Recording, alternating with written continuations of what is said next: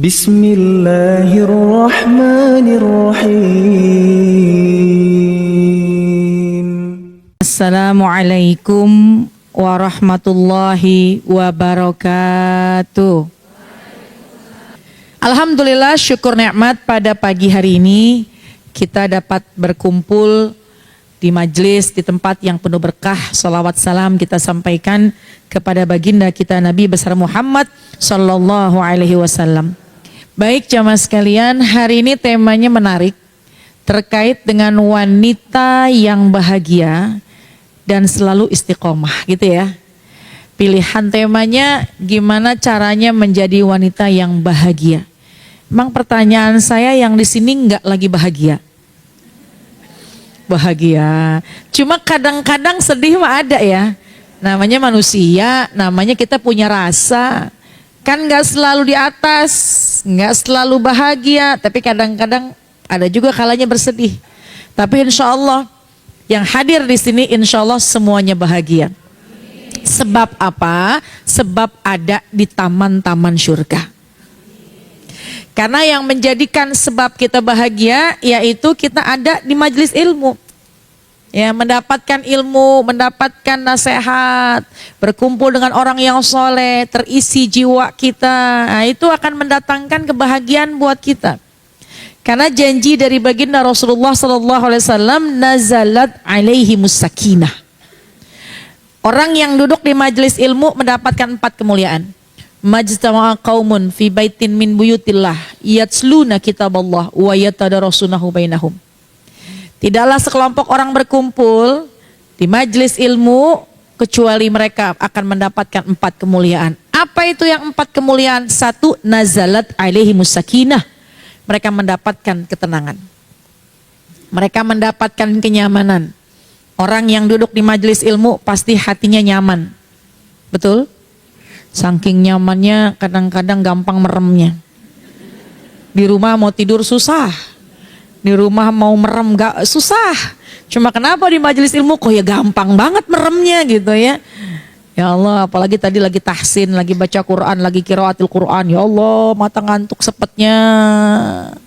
Ya, nyaman. Memang Allah turunkan kedamaian.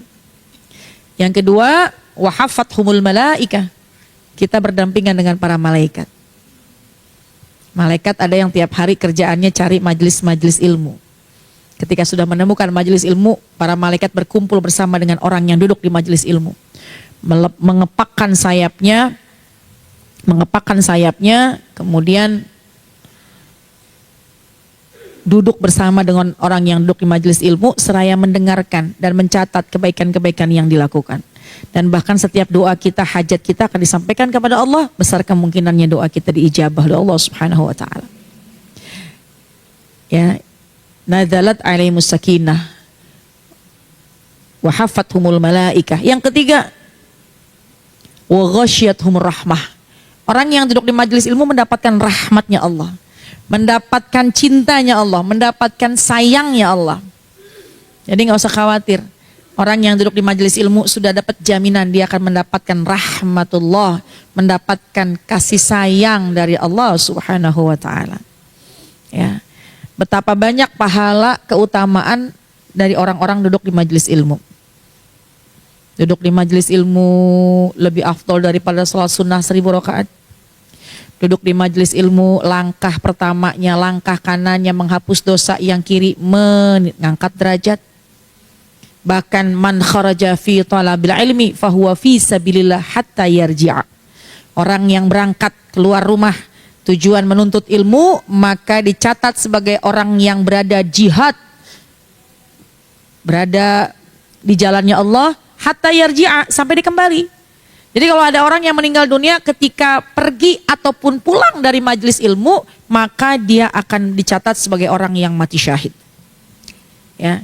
Orang meninggal dunia ketika mau datang ke majelis, meninggal dunianya di jalan, di majelis, syahid. Pulang pun juga begitu, syahid. Jadi subhanallah, ya, ibu pengen gak meninggal dunianya lagi di majelis ilmu? Pengen meninggal dunianya lagi di majelis ilmu?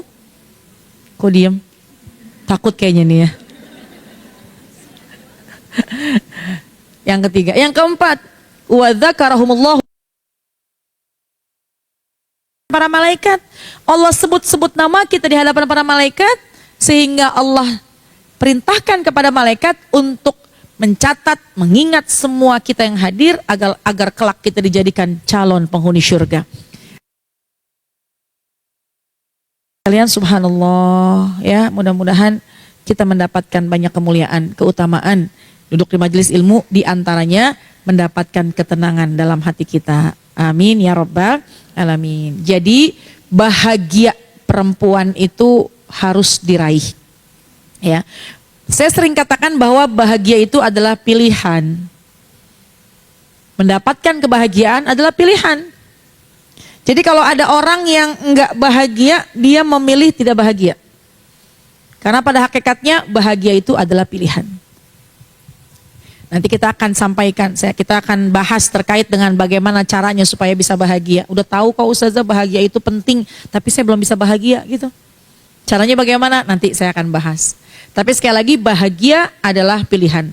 Sebab apa nggak bahagia? Mungkin sebab karena yang terjadi tidak sesuai dengan harapannya. Ya, tapi bahagia adalah pilihan. Kalau kita bahagia, pasti hidup kita akan sehat. Kalau kita sehat, bisa melakukan apa saja. Kalau kita sehat, maka kita akan menjadi perempuan yang produktif. Kunci dasarnya adalah bahagia. Dengan bahagia, jadi sehat. Dengan sehat, jadi produktif. Jadi kita jangan sia-siakan kunci dasarnya, yaitu bahagia. Ibu kalau bahagia pasti badannya sehat terus. Ya, tadinya lemes, tadinya agak meriang badannya, tapi ketika langsung dikasih duit nih di depan mata, atau ketika ngelihat handphone tiba-tiba ada bukti transferan, atau tiba-tiba suami ngasih hadiah, anak kita datang ngasih hadiah, yang tadinya sakit karena bahagia, yang tadinya sakit jadi sehat. Ada nggak yang begitu? Semua kita gitu kayaknya ya. Lagi ngeringkuk gitu di kamar, gak enak badannya, tiba-tiba suami ngajak kita jalan-jalan. Kemana jalan-jalannya? Itu tuh ke Ion, ke mall situ tuh, di Ion situ tuh. Ya, tuh kayaknya lagi ada diskon gede-gedean. Ibu yang tadinya sakit di rumah aja apa tetap mau jalan? Kayaknya sih jalan. Nah, gak apa-apa deh, enakan kok ntar sembuh. Minum paracetamol kayaknya hilang gitu ya. Jadi sehat. Kenapa? Sebab bahagia. Jadi bahagia itu adalah pilihan. Bahagia sekali lagi adalah pilihan. Maka kita harus raih kebahagiaan agar kita senantiasa bahagia. Kalau bahagia, kita bisa melakukan berbagai macam aktivitas. Amin ya rabbal alamin. Baik. Jamaah sekalian, cuma gimana ya caranya? Bingung cara menjalankan hari-hari kita untuk menemukan kunci kebahagiaan. Saya membagi dengan 3 hal. Yang pertama, ketika kita lagi merasa nggak bahagia, ketika kita lagi merasa sedih, maka segera isi hati kita dengan Allah. Ala bidzikrillahi tatmainnul qulub. Bukankah dengan mengingat Allah, berzikir kepada Allah, maka hati akan jadi tenang? Nah, kalau kita lagi susah, maka hadirkan Allah dalam hati kita. Hadirkan Allah dalam jiwa kita. Dengan cara apa? Zikir. Zikirnya apa? Paling tidak yang pertama baca istighfar. Astagfirullahaladzim, astagfirullahaladzim, astagfirullahaladzim. Biar kosong nih dosa-dosa kita. Bisa jadi sebab kita jauh sama Allah karena dosa kita yang belum terhapuskan. Bisa jadi mungkin Quran belum bisa kita baca karena mata kita terlalu banyak memandang hal-hal yang tidak semestinya. Mungkin terkadang kita nih lisan kita belum bisa banyak berzikir sebab lisan kita masih kotor dengan mengucapkan hal-hal yang sia-sia. Makanya bersihin dengan istighfar. Astagfirullahaladzim, astagfirullahaladzim. Kalau lagi kosong gitu hatinya, kalau lagi sedih gitu hatinya, astagfirullahaladzim, astagfirullahaladzim, astagfirullahaladzim, astagfirullahaladzim. Ya, karena man lazimal istighfar, Ja'alallahu lahu min kulli dhiqin makhraja wa min kulli hammin faraja wa razaqahu min haitsu la yahtasib. Orang yang suka merutinkan baca istighfar, maka yang sempit dirasa akan terasa luas. Yang sempit tadinya akan jadi lapang. Masalah akan ditemukan jalan keluarnya. Wa razaqahu min haitsu la yahtasib. Allah akan datangkan rezeki dari yang enggak disangka-sangka. Jadi makanya yang pertama kalau lagi kosong hati, istighfar. Ya. Kosongin, kalau kosong hati itu jangan, kalau kosong hati lagi kosong, lagi sedih, jangan dibiarkan kosong. Jangan menyendiri gitu. Jangan kita menikmati atau jangan kita mikirin yang enggak. Itu makin susah tuh. Ya. Pokoknya isi hati dengan Allah. Kemudian di dalam Al-Quran surat Al-Baqarah ayat 153.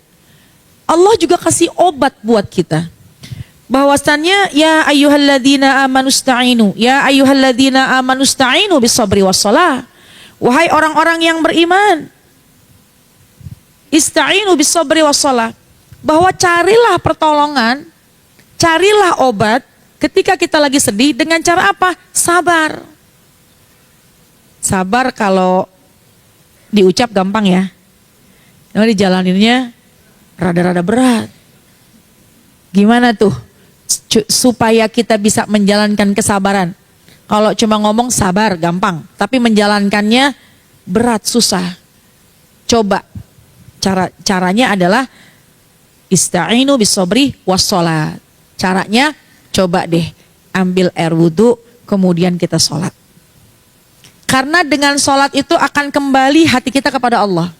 Kan tadi ngembaliin hati yang kosong dengan Allah caranya zikir.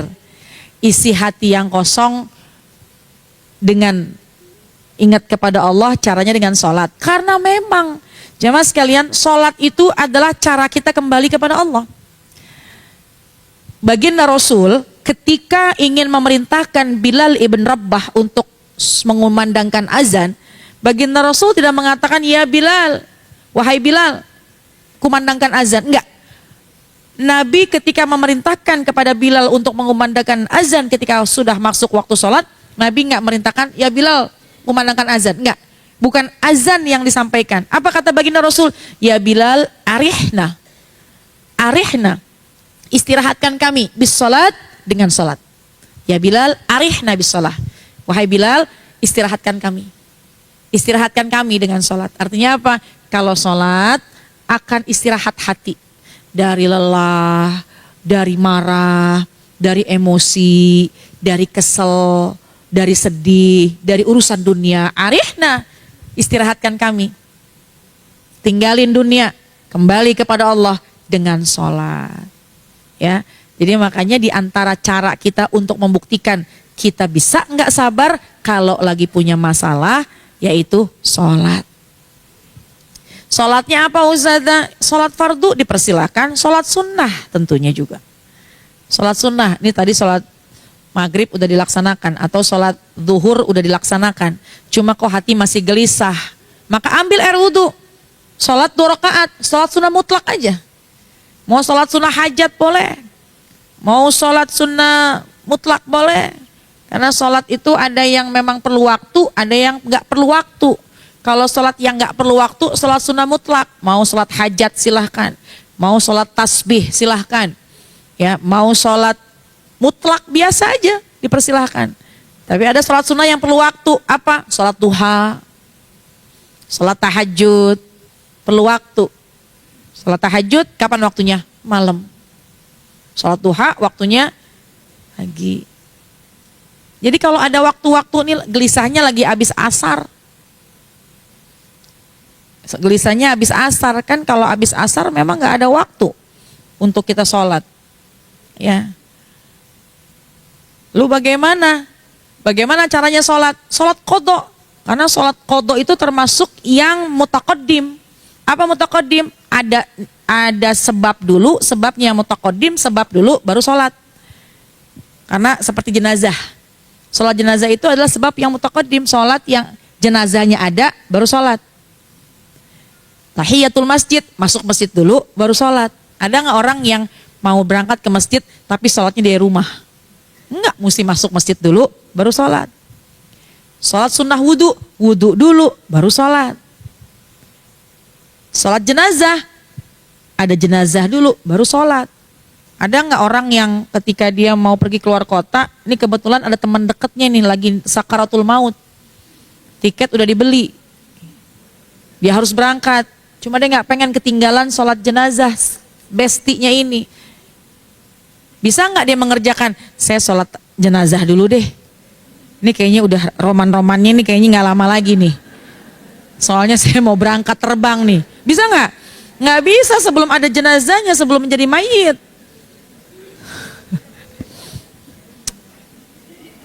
Harus ada jenazah dulu, sebab apa? Sebabnya di awal, baru sholat.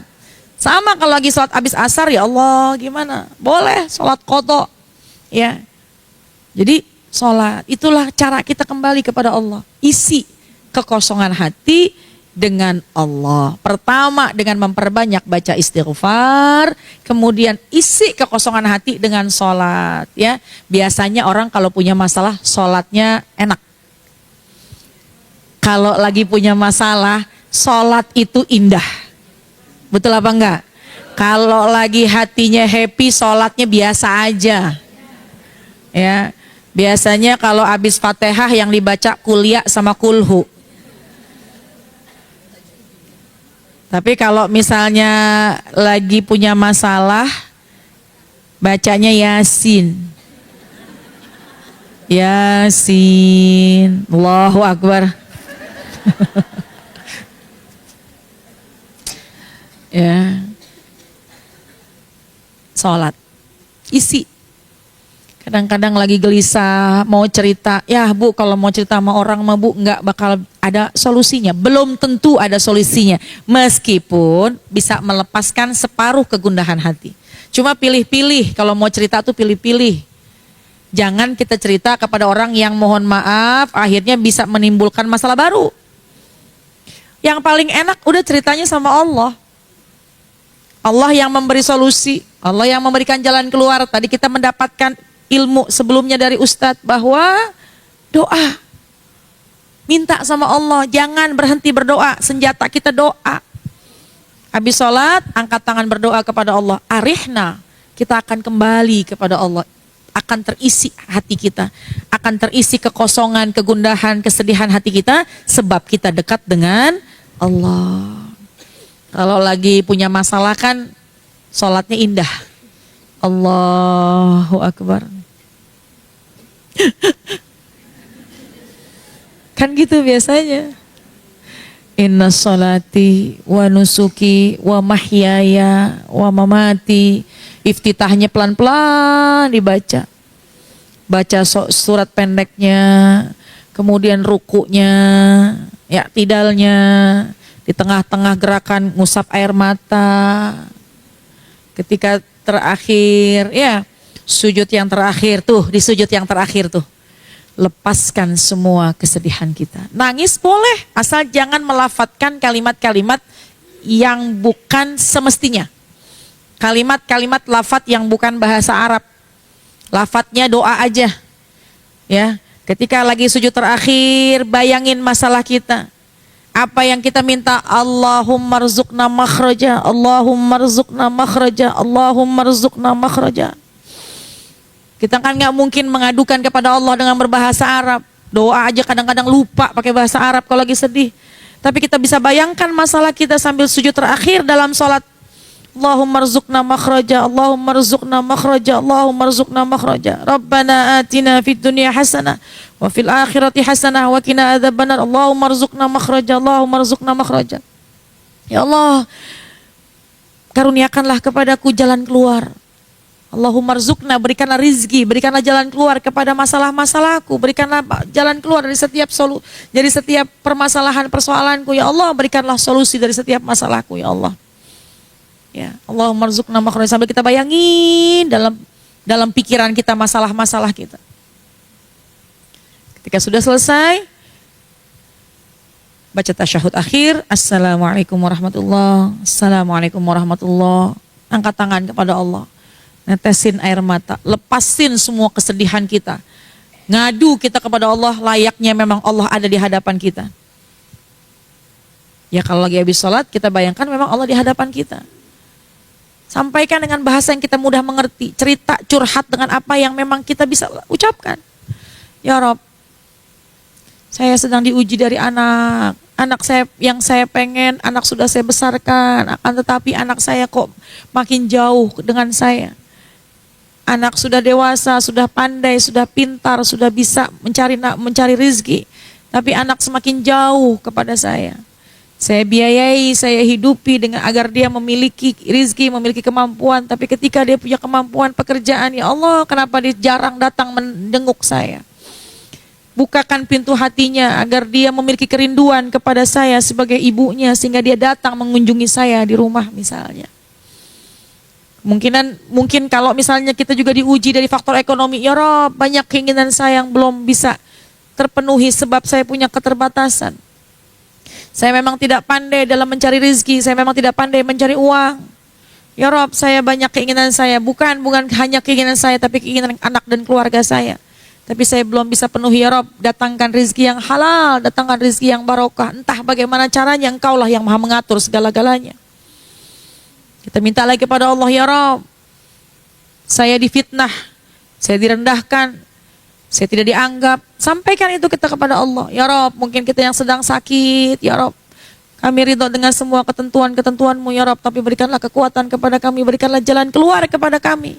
Berikanlah obat, datangkanlah obat dari segala macam penyakit-penyakit yang kami derita. Sampaikan kepada Allah. Sampaikan kepada Allah sambil meneteskan air mata. Ditutup dengan Al-Fatihah. Karena Fatihatul Kitab lima kuliat laha. Baca Fatihah akan menjadi pengijabahan semua hajat-hajat kita. Tapi gimana Ustazah, masalahnya banyak banget. Mau cerita tuh sampai bingung mulainya dari mana. Saking banyaknya masalah kita. Maka ketika kita habis sholat, cukup kita panggil asmanya Allah. Lafzul jalalah, Allah, Allah, Allah, Allah. Sering saya sampaikan ini kepada jamaah sekalian bahwa cukup kita menyebutkan nama Allah, maka Allah akan semakin dekat kepada kita. Ya. Kalau kita ingat kepada Allah, maka Allah juga akan semakin dekat kepada kita. Cukup panggil nama Allah, Allah, Allah, Allah, itu akan mengisi kekosongan hati kita. Nah, jadi yang pertama adalah bahwa ketika sedang sedih, ketika sedang kosong, isi dengan Allah. Caranya beristighfar dan juga dengan sholat. Bisa juga dengan membaca Al-Quran. Quran itu kan syifaan lima fis sudur. Quran itu adalah syifa, obat buat hati kita. Kita kalau lagi baca Quran itu seperti kita sedang berdialog kepada Allah. Kita seperti sedang berkomunikasi dengan Allah. Makanya bisa juga ketika kita lagi punya masalah, hati lagi sedih, ambil air wudu, buka Al-Quran, baca ayatnya, baca terjemahnya. Bisa jadi terjemahnya adalah solusi, bisa jadi terjemahnya adalah cara Allah untuk menasehati kita. Kadang nih, kita lagi diuji dari masalah ekonomi. Kadang-kadang kita lagi diuji dari masalah harta yang sangat terbatas. Jadi bikin hati kita sempit. Maka kita ambil air wudu. Buka Al-Quran secara random, secara ngacak. Baca lembar demi lembarnya. Sempatkan baca ayatnya. Bisa jadi kita akan menemukan sebuah ayat. Wa may yattaqillaha yaj'al lahu makhraja wa yarzuqhu min haitsu la yahtasib. Bisa jadi ketika kita lagi punya masalah harta, punya masalah ekonomi, kemudian Allah memberikan kabar kepada kita, bertawakallah kepada Allah. Karena Allah akan memberikan jalan keluar dari yang tidak disangka-sangka. Tenang lagi hati kita. Itu Quran bisa jadi syifaan, bisa menjadi obat buat kita.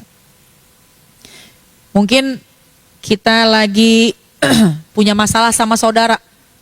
Kita punya masalah sama keluarga.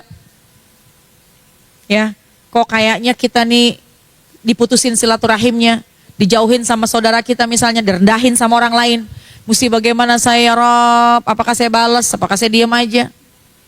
Ambil air wudu, sholat sunnah 2 rakaat, buka Al-Quran, baca terjemahnya. Bisa jadi kita menemukan sebuah ayat, wa'tasimu bihablillahi jami'a wala tafarraqu.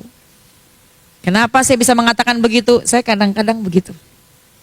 Meskipun ini ilmunya jangan ditanya dalilnya mana, cuma ini ilmu dari guru saya. Ketika kau sedang sedih, jangan jauh-jauh dari Al-Quran. Buka Al-Quran, Quran akan menjadi obat buat hati kita, menjadi syifaan lima fis sudur, menjadi obat penenang hati kita.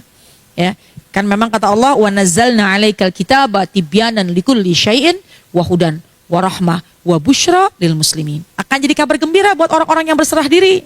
Makanya kita kalau lagi sedih jangan lupa jadikan Al-Quran adalah pedoman kita, pegangan kita, bacaan kita, karena dengan Quran itu kelak nanti akan ngobatin hati kita. Amin ya rabbal alamin.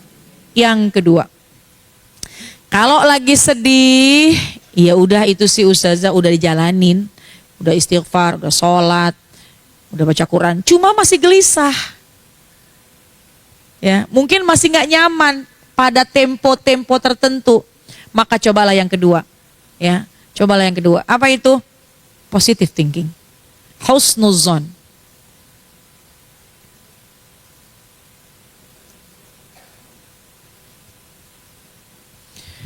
Husnuzon kita, husnuzonnya kepada siapa? Husnuzonnya satu kepada Allah, pasti.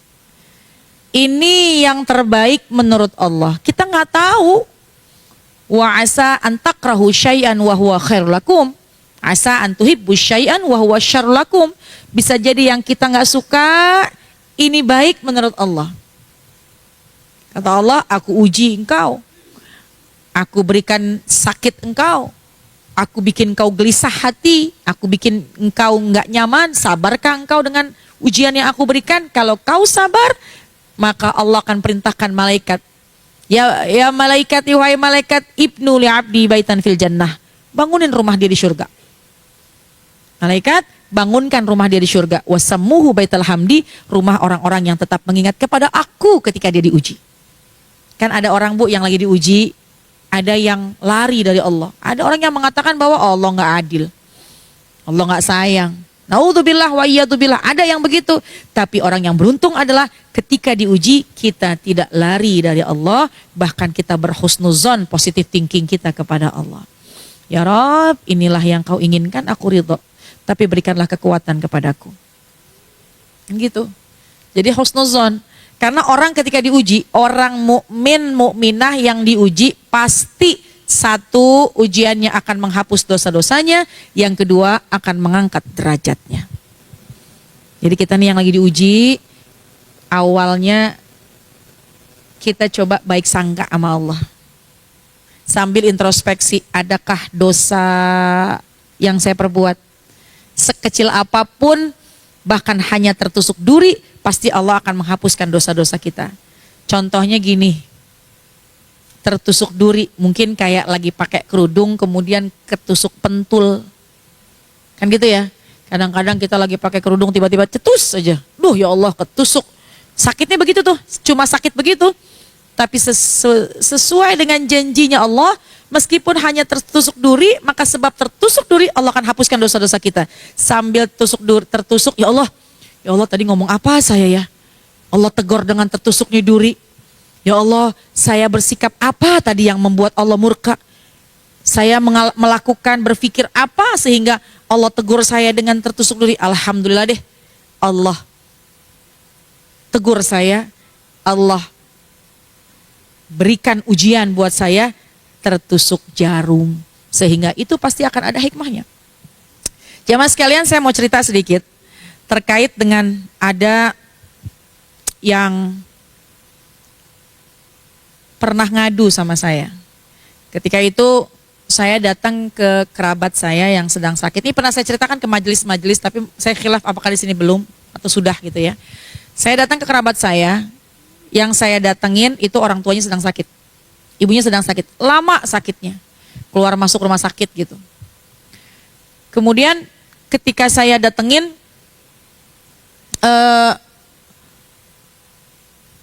anaknya mengadu kepada saya dan dia mengatakan bahwa Ustazah, mohon maaf karena dia adalah seorang kerabat, dia mengatakan bahwa kadang Ustazah, kadang kakak gitu ya. Ustazah, ini ibu saya nih keluar masuk rumah sakit. Lalu apa yang terjadi? Rahasia apa sebenarnya yang Allah sedang siapkan? Kenapa orang tua saya yang suka sedekah, yang suka ibadah, udah sabar, tapi diuji dari sakit yang nggak selesai gitu? Kemudian saya mengatakan begini, hanya tertusuk duri saja Allah akan menghapus dosanya. Ketika dirawat di rumah sakit, bukankah berapa tusukan yang dia rasakan? Kemudian yang kedua, ketika ibumu dirawat di rumah sakit, mohon maaf sebentar, ini saya agak lock out. Baik. Kemudian saya katakan begini, ada dua pilihan. Satu, ketika di dunia ibumu sakit, diuji dengan rasa sakitnya, husnuzon bahwa Allah sedang mengikis khilaf dan salah-salahnya. Husnuzon itu. Ketika nanti dia dibangkitkan, ketika dia diwafatkan, kemudian dia dibangkitkan, maka dia akan melewati satu jalur di yaumul hisab yang namanya fast track. Jalur kilat. Dia bisa masuk ke dalam surga bi ghairi hisab. Enggak pakai dihitung lagi. Sebab apa? Udah dikikis dosanya ketika di dunia dengan sakit yang dia derita, keluar masuk rumah sakit dengan tusukan jarumnya, dengan rasa. Satu, itu pilihan yang pertama. Karena setiap tusukan jarum, setiap rasa sakit yang dia derita adalah untuk menghapuskan dosa-dosanya. Keluar masuk rumah sakit, badannya sakit, badannya lemas, atau mungkin kita di sini ada yang merasakan kok ya sakit nggak sembuh-sembuh. Maka sesungguhnya Allah sedang mengikis semua dosa dan khilaf-khilaf kita. Dan kita harapkan ketika nanti kita menghadap kepada Allah, kita nggak membawa dosa sama sekali. Atau yang kedua,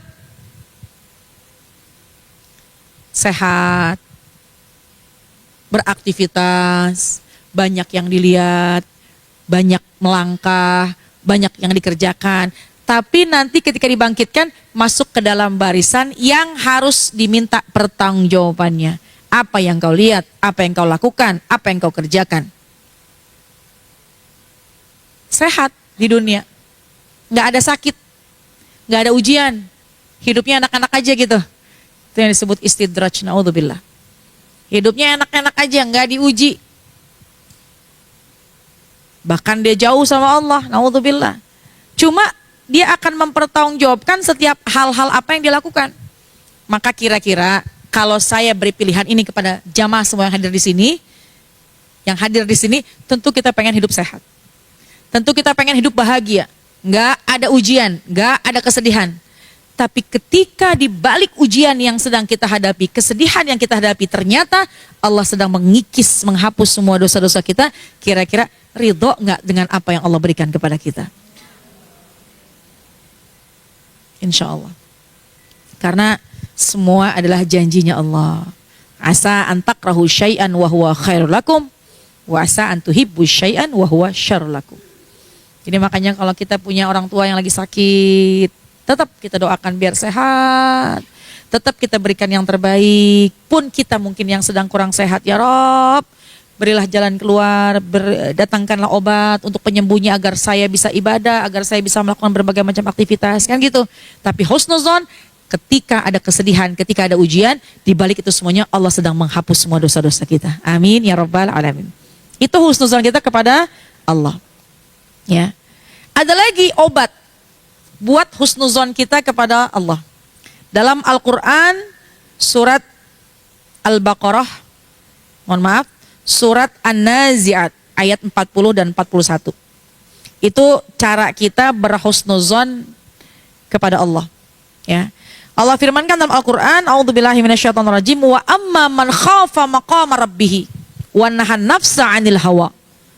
Wa amma man khafa maqama rabbih, dan siapa orang yang takut kepada Allah, wa nahan nafsa 'anil hawa, dan dia menekan hawa nafsunya. Dia mengerem hawa nafsunya di dunia, fa innal jannata hiyal ma'wa, kelak nanti dia akan mendapatkan surga. Maksudnya apa nih? Maksudnya apa? Dia bisa mengeluh. Dia bisa dia bisa menangis. Menangis sekali lagi normal-normal saja. Atau yang kedua, misalnya dia pengen sesuatu tapi dia tekan hawa nafsunya. Wa nahan nafsa 'anil hawa, dia tekan hawa nafsunya. Ya Allah, saya pengen itu, pengen ngegirangin anak cucu saya, cuma saya nggak punya uang, saya punya keterbatasan uang. Tekan hawa nafsu itu, wa nahan nafsa 'anil hawa, nanti kelak di surga kita akan mendapatkannya. Kadang-kadang ya Allah, saya pengen sehat, saya pengen kaki saya melangkah lagi ke majelis ilmu, tapi belum. Tekan hawa nafsu kita untuk tidak mengeluh kepada Allah, maka kelak nanti Allah akan siapkan hadiah. Bahkan kelak nanti di surga Allah akan siapkan surga. Allah akan siapkan rumah buat kita di surga. Artinya apa? Tekan hawa nafsu untuk mengeluh, untuk marah. Ya urusan dunia nanti aja deh. Akhirat aja dapatnya. Nah itu bisa menjadi obat buat kita. Ya, husnuzon kepada Allah dan husnuzon kepada manusia. Baik jamaah sekalian, apa yang husnuzon kepada manusia? Udah, jangan kita terlalu mikirin dampak dari manusia. Karena kalau kita mikirin dampak dari manusia, capek. Tapi kalau kita memikirkan dampak terbesar kita dari Allah, balasan dari Allah, maka kelak kita akan mendapatkan, menjalankan semuanya baik-baik aja. Ya. Yang kedua, itu tadi. Ya, bahwa kita harus positive thinking. Yang ketiga, gimana caranya supaya kita ini bisa bahagia di jalurnya Allah, maka berkumpullah dengan lingkungan-lingkungan yang positif. Berkumpullah dengan lingkungan-lingkungan yang positif. Sebab lingkungan yang positif akan membawa kita ke pikiran yang positif.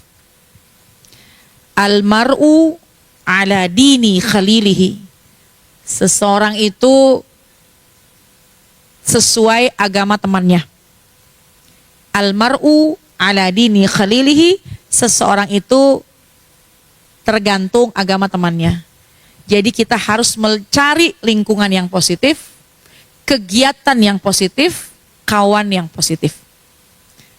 Kalau positif, maka kitanya pun akan jadi happy.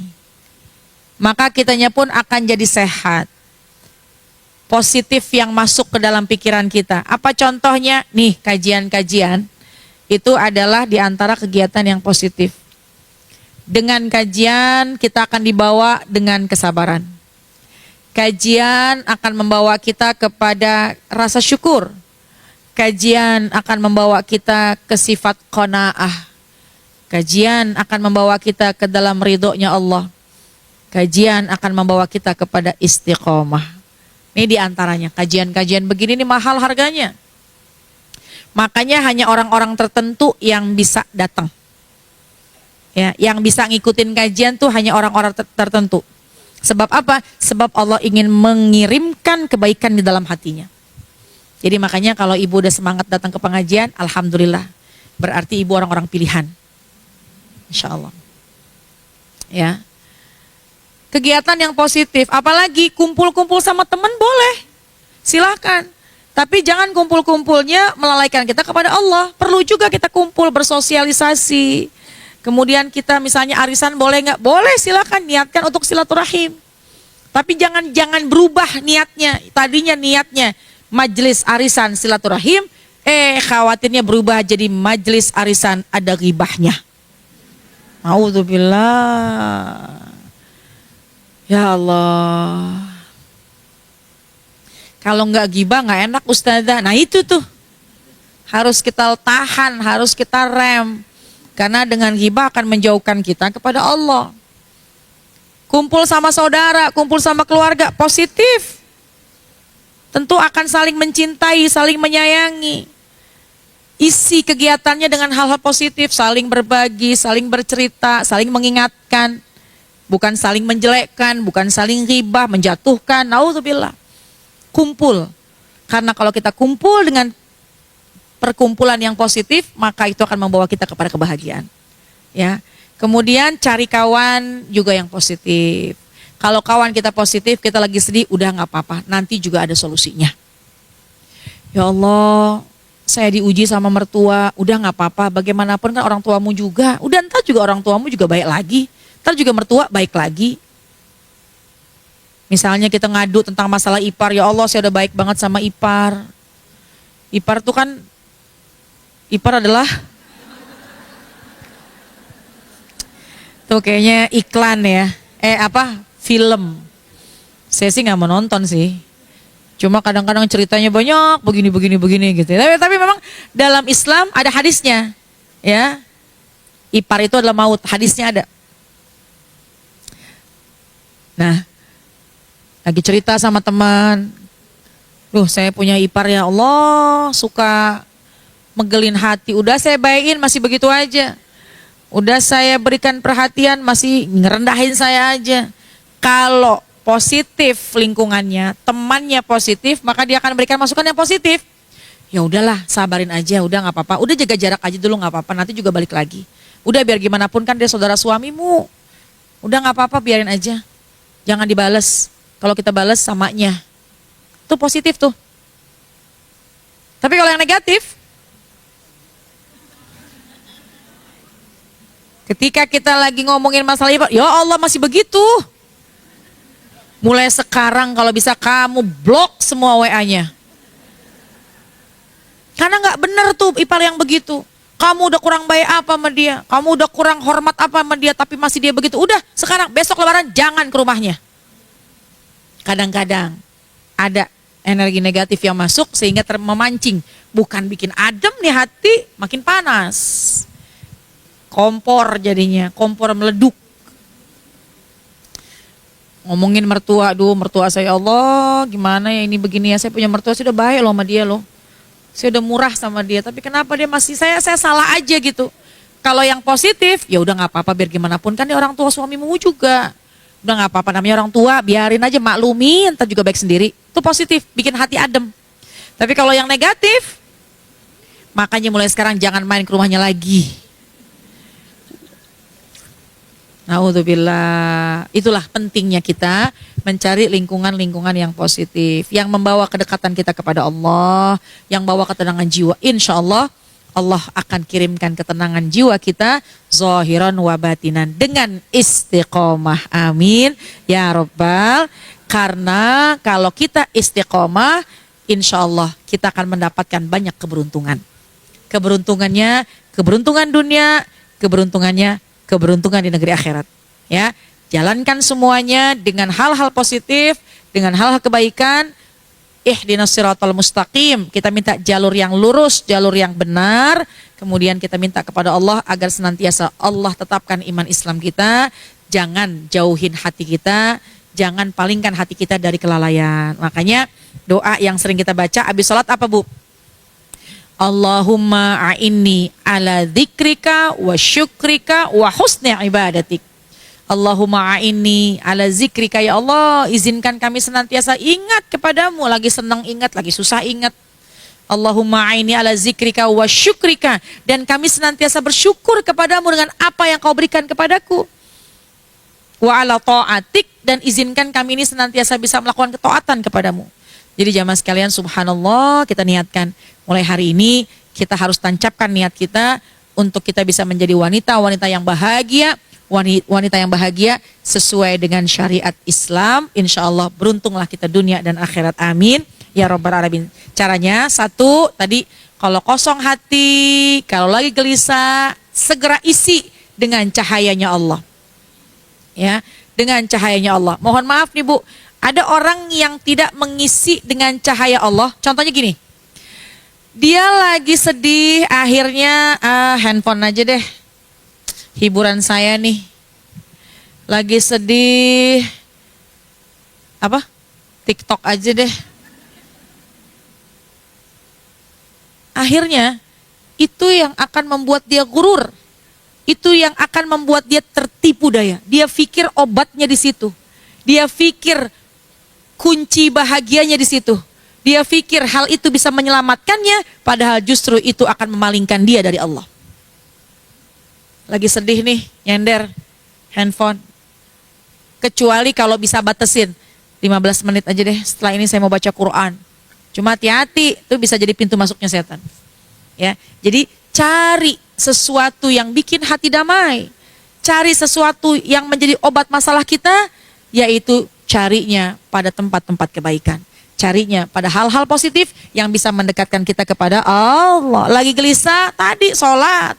Lagi gelisah baca Quran. Lagi gelisah istighfar. Jangan lagi gelisah akhirnya nonton hal-hal yang gak benar. Karena itu bisa memalingkan kita dari Allah. Naudzubillah min dzalik. Yang kedua, positive thinking. Husnuzon kita kepada Allah. Inilah yang terbaik. Di balik kesedihan, Allah sedang kikis semua dosa dan kekhilafan-kekhilafan kita. Kemudian husnuzon kepada manusia, caranya apa? Udah, husnuzon kepada manusia, jangan balas kesalahan-kesalahan orang. Husnuzon kepada manusia, kalau dia lagi diem, udah jangan diambil pusing. Kalau dia lagi cemberut, udah jangan dipikirin. Tugas kita adalah bagaimana kita memperlakukan diri kita untuk Allah. Allah mencatat apa yang kita lakukan kepada orang lain, Allah tidak mencatat apa yang orang lain lakukan kepada kita. PR-nya, kitalah menjadi orang baik kapanpun dan dimanapun. Yang terakhir, yang ketiga, yaitu kita senantiasa berkumpul dengan orang-orang yang baik, positive thinking, ya, lingkungan yang baik, kawan yang baik, yang senantiasa membawa kita kepada jalur kebaikan, yang bukan membawa kita kepada kelalaian. Amin ya Rabbal. Dan kemudian yang terakhir doa ya tadi ya. Doa kita minta kepada Allah, ya Rabb, Allahumma aini ala dzikrika wa syukrika wa husni ibadatik. Ya Allah, berikanlah kepada kami agar senantiasa bisa ingat kepadamu, bisa senantiasa ibadah kepadamu, senantiasa bersyukur kepadamu atas apapun yang telah kau berikan kepadaku. Insya Allah aku menjadi hamba Allah yang bersyukur dan bersabar. Amin ya Rabbal Alamin. Karena iman itu terbagi dua. Al-imanu nisfani, iman terbagi dua. Fanisfun fi syukri, wanisfun fi sabri. Yang pertama adalah sabar, yang kedua adalah syukur. Insya Allah kita bisa menjalankan keduanya secara baik, sebab kita bisa mencoba mendekatkan hati kita senantiasa kepada Allah. Amin ya Rabbal Alamin. Baik jamaah sekalian, itu saja terkait dengan paparan bahwa kita harus mengisi hari, mengisi hati dengan kebaikan-kebaikan, dengan kebahagiaan. Caranya jangan jauh-jauh dari Allah. Makanya kalau bangun pagi, alhamdulillahilladzi ahyana ba'dama amatana wa ilaihin. Kalau mau tidur juga kita baca doa, setiap hari juga kita baca doa. Dan ini yang terakhir saya tambahin bahwa jamaah sekalian, tingkatkanlah kualitas rasa syukur kita dengan meningkatkan ibadah. Karena ikutin Nabi. Nabi SAW bersyukurnya yaitu dengan ibadah. Cara syukurnya ibadah. Tahajud nggak ditinggal. Ketika ditanya oleh Sayyidah Aisyah radhiyallahu anha, ya Rasulullah, kenapa kau kalau malam masih sholat tahajud? Kenapa kau malam sholatmu panjang padahal kau sudah dijamin syurga? Kakimu sampai bengkak ketika sholat malam. Ibu kalau sholat malam kakinya bengkak nggak?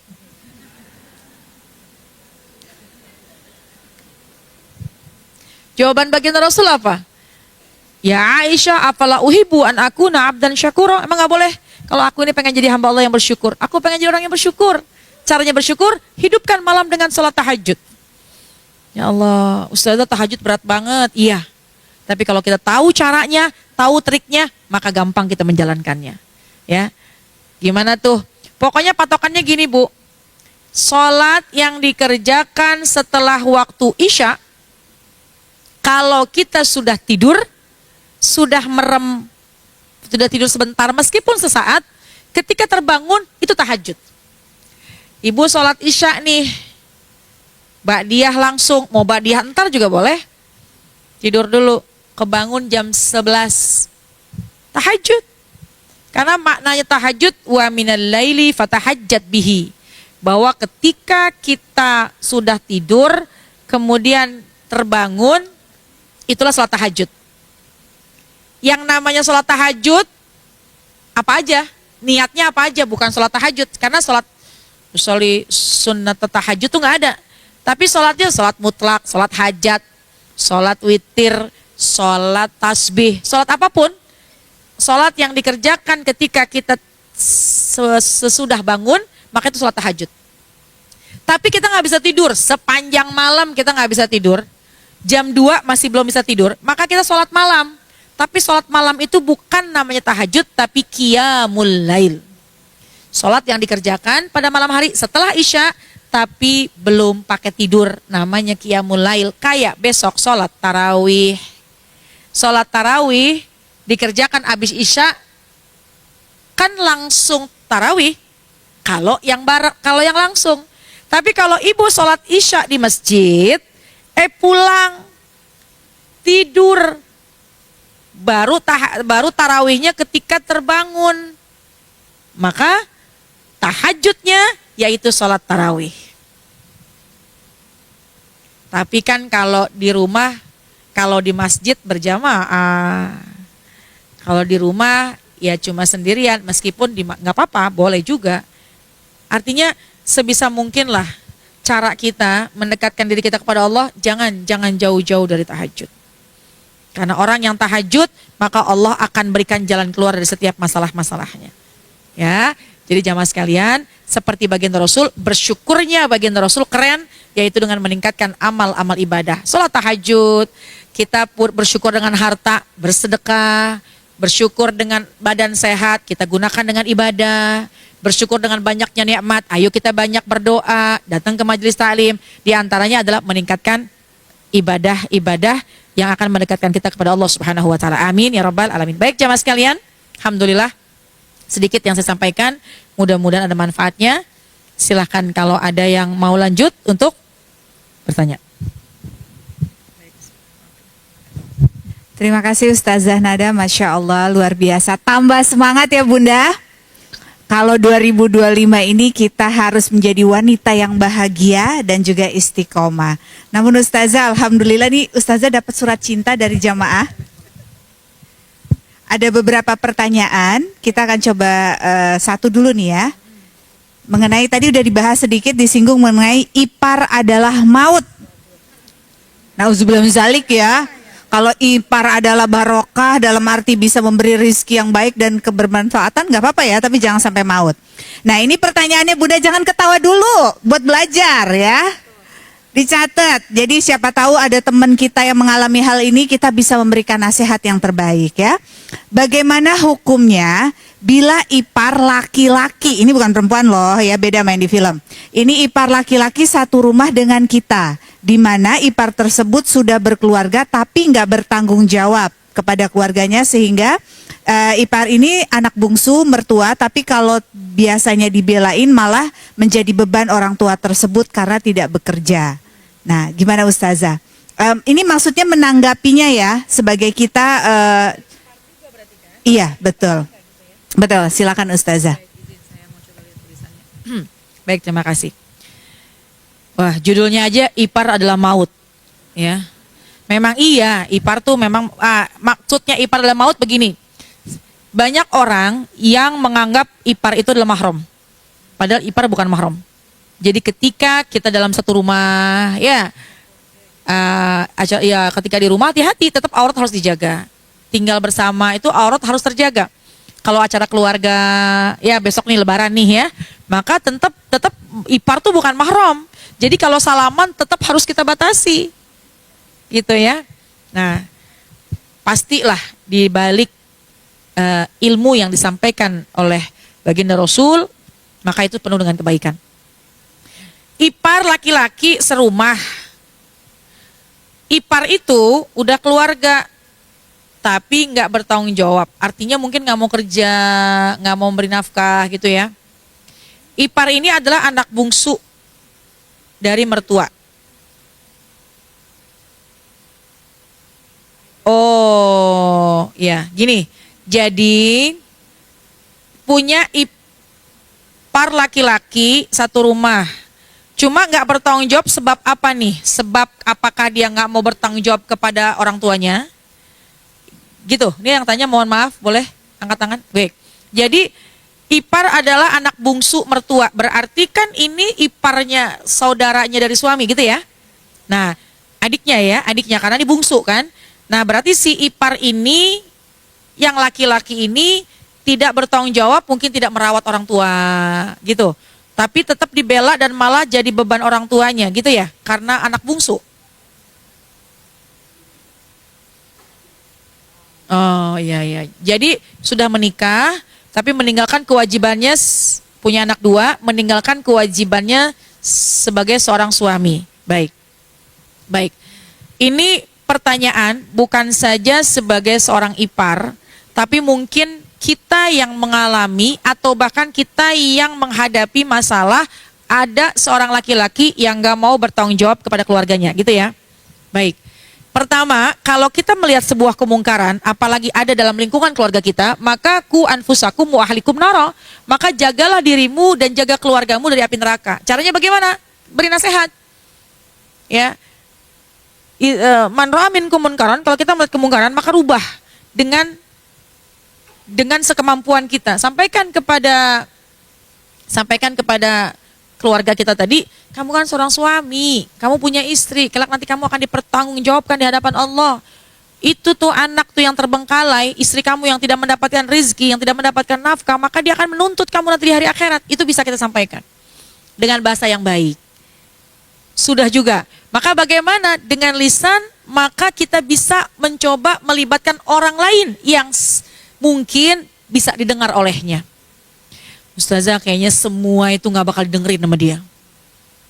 Berarti belum ada taufik wal hidayah dalam hatinya. Lalu bagaimana caranya? Jangan pernah putus untuk mendoakannya. Karena ad-du'a'u silahul mu'min. Doa itu adalah senjatanya orang mukmin. Terus doain. Sambil kalau datang nasehatin, jangan pernah capek, jangan pernah lelah. Jangan pernah putus asa dengan rahmatnya Allah. Bisa jadi mungkin belum bulan ini, tapi mungkin bulan depan dia akan berubah. Ya. Jadi doa itu istimewa. Kita sampaikan kepada mertua kita, Bu, udah doain aja. Biar mendapatkan taufik wal hidayah. Kalaupun nggak minggu ini, mungkin minggu depan. Kalau nggak bulan ini, mungkin bulan depan. Kalau nggak tahun ini, mungkin tahun depan. Meskipun mungkin kita nggak tahu kapan, tapi doa jangan pernah putus. Karena pasti doa akan datang pada waktu yang tepat. Bilang sama orang tua kita, sama mertua. Doa mertua kan, doa orang tua itu kan kepada anaknya mustajab. Ya, jangan putus berdoa. Sambil kita terus nasehatin, entah di titik mana Allah akan buka taufik hidayah. Allah akan buka mata hatinya sehingga nasihat itu masuk. Layaknya batu, keras, ditetesin air, ya seminggu 2 minggu nggak bolong. Mungkin setahun baru bolong, tapi jangan pernah putus asa. Tetap, ya, insya Allah kalau nasihat itu masuk dari lisan kita dan dia berubah sepanjang hidup dia, sepanjang dia menjadi suami yang bertanggung jawab kelak nanti, maka pahalanya akan mengalir buat kita. Jangan pernah putus berdoa karena jadikan itu ladang dakwah kita buat adik ipar. Ya. Dan hati-hati ya wahai para seorang suami yang melepaskan tanggung jawabnya karena kelak nanti akan ada pertanggungjawabannya. Akan dituntut oleh anak dan keluarganya. Kenapa kau tidak menafkahi? Kenapa kau tidak membiayai? Akan dituntut nanti. Hati-hati. Dituntut di hari akhirat bukan dengan uang lagi. Dituntut bukan dengan rizki, dengan nafkah lagi. Tapi dituntut dengan, ya bagaimana? Udah gak ada duit, maka dengan pahala. Ya udah kalau gitu pahalamu deh kirim ke sini. Kata istrinya. Oleh anak-anaknya. Kemudian pahalanya udah habis. Dosa si istri bisa balik ke suami. Jadi kita pengen sama-sama di surga, biar kita saling nasehatin dengan suami gitu. Ya, bukankah kita pengen bersama dengannya di dunia sampai ke surga? Maka ada yang gak layak, ada yang kurang pas, kita bisa berikan masukan dengan cara yang baik di waktu yang tepat. Ya, dan saya ngasih obat nih buat perempuan-perempuan yang hadir di sini. Kalau kita ngalamin suami yang mungkin belum sempurna memberikan nafkah kepada kita. Kalau memang males, maka kita perlu untuk memberikan masukan, mendorong supaya kerja. Ayo bang, ayo pah, ayo ayah kerja untuk memberikan nafkah. Nggak usah banyak, yang penting dikit dan yang penting halal. Dikit nggak apa-apa, yang penting halal agar engkau tidak agar kelak nanti engkau nggak dituntut. Tapi kalau memang misalnya sudah berusaha tapi belum juga dan hasilnya tidak sesuai dengan apa yang diinginkan sebab punya keterbatasan. Nih, saya mau kasih kabar gembira buat perempuan-perempuan yang ikhlas, yang rela mengeluarkan hartanya buat menambahkan menyempurnakan kebutuhan keluarga, harta kita yang kita keluarkan di jalan Allah, maka kelak itu dinilai sodakoh yang besar pahalanya di sisi Allah Subhanahu wa Ta'ala, dan tidak akan berkurang harta yang kita keluarkan untuk sedekah. Seorang perempuan, seorang istri, seorang ibu yang mengeluarkan harta ikhlas untuk mencukupi kebutuhan keluarganya, hidupnya tidak akan disusahkan oleh Allah, karena hari-harinya dia selalu bersedekah. Amin ya rabbal alamin. Belajar buat kita, mudah-mudahan kita tidak menjadi istri yang gampang perhitungan sama suami. Ya, wallahu alam. Gitu ya. Baik, lanjutin. Baik, saya bacakan ya. Tapi kayaknya boleh dibantu deh, tulisannya kayaknya agak keriting ya. Izin ya Bunda, kalau salah nanti bisa dikoreksi kembali. Jadi pertanyaannya, di tahun 2024 lalu kami diuji suami sampai 3 kali dirawat di rumah sakit. Nah pertanyaannya, apakah dengan diuji melalui suami sakit ini termasuk ada banyak dosa-dosa baik dari istri ataupun suami, dan kira-kira dosa apa saja yang bisa termasuk dilebur dosa-dosanya pada saat sang istri sabar merawat suami ataupun suaminya juga yang sedang menderita sakit. Silakan Ustazah. Baik, ujian tuh macam-macam ya. Ujian itu adalah sesuatu yang kita alami tidak sesuai keinginan kita, itu ujian. Tapi ujian juga adalah sesuatu yang kalau kita senangi itu bisa jadi ujian. Contoh, ibu punya harta, punya duit banyak, senang nggak? Senang nggak? Senang mana, punya duit banyak apa duit dikit? Tapi banyak ujian loh. Allah pengen lihat min aina iktasabah wa fima anfaqo. Tuh duitnya dari mana? Kemana dikeluarinnya, itu ujian. Ya, bahkan kebanyakan nanti di surga, kebanyakan nanti yang akan mendahului masuk ke dalam surga adalah para orang-orang yang fakirin, yang fakir. Artinya apa itu orang yang fakir? Orang yang punya keterbatasan. Sebab apa? Hisapnya gampang, dihitungnya gampang. Paling cepat masuk ke dalam surga. Jadi pengen duit banyak apa duit dikit? Oh, pengen banyak juga. Nah, oleh karena itu, supaya selamat, duit banyak sedekahin, ya, rezeki yang banyak sedekahin, kerjaan yang bagus jangan lupain sholat. Artinya kerja bagus, kerja bagus gitu ya, kerja kantor atau kerja usaha kadang-kadang suka melupakan kita sama Allah kan. Akhirnya fokus kerja, Allahu Akbar, ntar deh sholatnya. Nah itu bisa juga tuh, akhirnya kerjaan yang bagus bisa melalaikan kita kepada Allah. Badan yang sehat dibawa kemana? Kadang-kadang badan sehat mendingan ngaji, mendingan jalan-jalan. Ngaji, ya jalan-jalan juga, tapi ngaji juga. Jangan jalan-jalan, tapi ngajinya lupa. Artinya imbang antara dunia dan akhirat. Punya duit, ya kita beliin apa yang kita inginkan, tapi jangan lupa sedekah. Ya, bekerja, kita nikmati pekerjaan kita, tapi jangan lupa ketika waktunya sholat, ya kita sholat. Waktu kita luas, maka ada kalanya kita jalan-jalan, kita menghabiskan waktu, mungkin kita healing sesaat, tapi jangan lupa juga ibadah, kan gitu, imbang. Ya, jadi ujian sesuatu yang kita senangi, apakah kita akan kembalikan kepada Allah, atau juga sesuatu yang enggak kita senengin, apakah kita bersabar. Nah, ketika suami istri, suaminya sakit, dia diuji dengan kesakitannya. Karena sakit itu adalah hal yang gak nyaman. Ketika suaminya sakit, maka dia diuji dari sakitnya. Setiap sakit yang diderita akan menghapuskan semua dosa-dosanya. Dosa apa aja? Innallaha yaghfiru dzunuba jami'a. Sesungguhnya Allah akan hapus semua dosa-dosa tanpa tersisa sedikit pun. Innallaha yaghfiru dzunuba jami'a. Allah hapus semua dosa-dosa, enggak dibagi-bagi, enggak, semua dihapuskan. Dosa bagi ujian bagi seorang suami. Istri yang ngurusin, pertanyaan saya, Bu, seorang istri pengen suaminya sehat apa suaminya sakit? Sehat. Kalau suaminya sakit, mau tidak mau, sebab kita tugas kita sebagai istri ngurusin, maka dengan sabarnya menjalankan tugas, maka di balik kesabaran itu ada pahala yang sedang Allah siapkan. Pahala apa? Pahala sabar. Sabar ngurusin suami, sabar ngerawat suami, sabar nyuapin suami, sabar mungkin menggunakan pakaian suami, memakaikan pakaian suami. Sabar itu ada pahalanya. Sabar ada pahalanya. Jadi keduanya akan mendapatkan kebahagiaan dunia, dua-duanya sabar.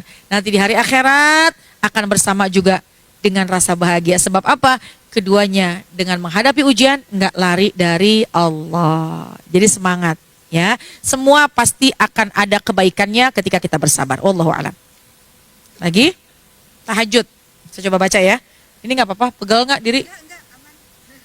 Coba saya baca. Ustazah, saya ketika sholat tahajud, pernah dalam sholat, saya menangis hingga rakaat kedua. Tidak bisa menahan air mata. Hingga sesegukan dan air mata saya jatuh di sajadah. Sampai saya istighfar dalam hati. Akhirnya saya tenang dan melanjutkan sholat sampai dengan selesai. Pertanyaannya, apakah sah sholat saya Ustazah karena tidak bisa menahan air mata? Jawabannya adalah sah. Ketika menangis dalam sholat gak ada masalah dan tidak membatalkan sholat selama lisannya tidak mengucapkan kata-kata yang bisa membatalkan sholat. Ketika lagi air mata turun, lisannya aduh, tuh ngucap aduhnya batal sholatnya. Tapi kalau air mata ngalir ya, kadang-kadang lagi ruku netes. Lagi sholat pun kadang-kadang kita liatin air mata kita netes karena beban yang begitu berat, ujian yang begitu dahsyat. Tapi kita pengen sholat, pengen bersama Allah karena nggak kuat nangis terus-terusan. Maka itulah yang Allah senang. Itulah yang Allah inginkan. Kenapa? Menangis untuk Allah. Ya. Menangis untuk Allah. Nangis saja nggak apa-apa. Karena pasti setelah menangis, hati akan menjadi lapang. Hati akan menjadi tenang. Makanya lepaskan semua kesedihan kita di tempat yang benar. Yaitu dengan Allah. Nangislah di sholat. Nangislah di waktu sholat. Ya. Kadang-kadang nih saya juga mau sedikit memberikan tips ya. Gimana caranya kalau lagi gundah hati? Kakak nggak mau di sini duduk berdua, Kak, saya pangku. Kalau lagi sedih, sabar dulu. Iya nggak apa-apa, nanti saya bacain, Kak. Bismillah. Boleh, oh baik. Kemudian ambil air wudhu, sholat. Habis sholat, lakukan yang tadi saya sampaikan ya. Allahumma rzuqna makhraja. Kemudian di dalam sholatnya bisa baca alam nasyrah laka sadrak wa wada'na anka widrak. Al-insyirah dibaca.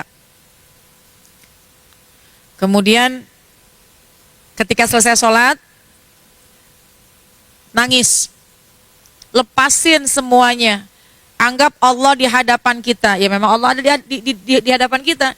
Kita menganggap Allah itu ada di hadapan kita, sedang memandang, sedang tersenyum, seolah-olah sedang memandang apa yang kau inginkan aku akan berikan.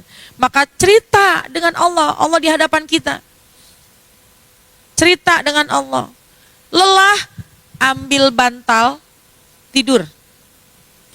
Sambil mengatakan Allah, Allah, Allah. Kadang orang kalau kebanyakan nangis kan capek. Tapi orang kalau kadang-kadang kebanyakan nangis itu kadang-kadang pusing. Kebanyakan nangis kadang-kadang lelah.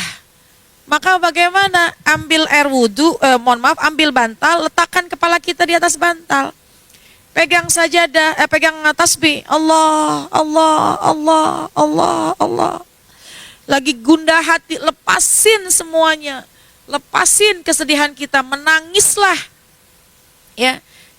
Allah, Allah, Allah, Allah sampai tertidur.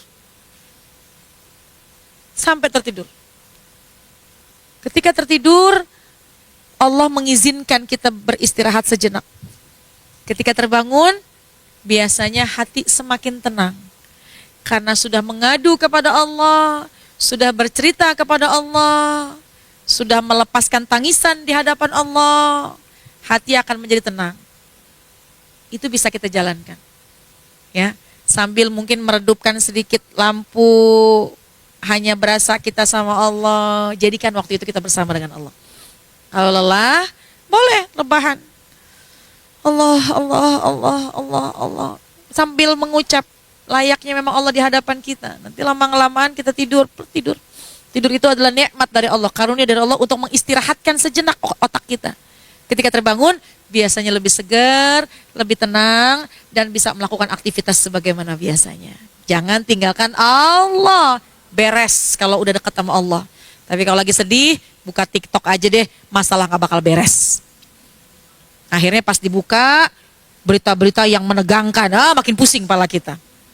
Ya, baik. Selanjutnya, ini sudah, nangis tadi ya, baik. Boleh silakan.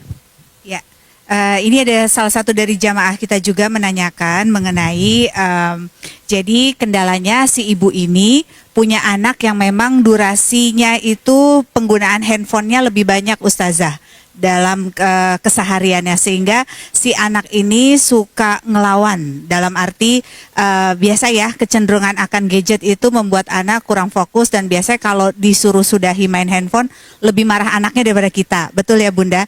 Dan jadi si ibu ini bahkan sering berdoa sama Allah agar anaknya ini masuk pondok aja, supaya dia khawatirnya nanti kalau di rumah terus makin tidak jauh lebih baik. Dan untuk sama suami juga, tipe si ibu ini kebetulan yang kurang bisa menyampaikan perasaannya.